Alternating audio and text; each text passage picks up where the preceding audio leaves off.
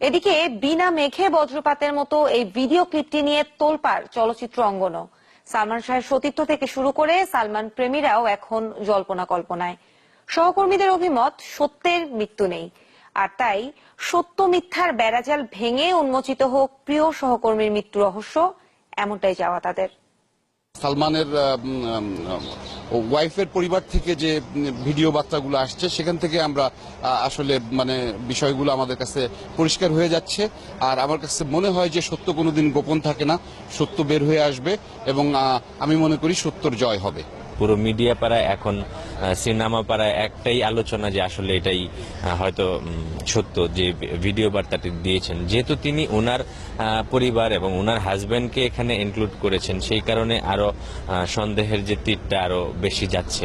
সালমান শাহ কি কারণে, কেন, কার দ্বারা মৃত্যুর পথে ধাবিত হয়েছে সেটা যত তাড়াতাড়ি উদ্ঘাটিত হবে, জাতি ততই তাড়াতাড়ি বিভ্রান্ত থেকে মুক্তি লাভ করবে। যারা এটা নিয়ে মুভ করছেন তারা অবশ্যই সুন্দর মতো বিচার বিশ্লেষণ করবেন এবং সত্য ঘটনা বের করার চেষ্টা করবেন। আর এটা সুস্থ সুন্দর একটা সমাধান আমরাও চাই।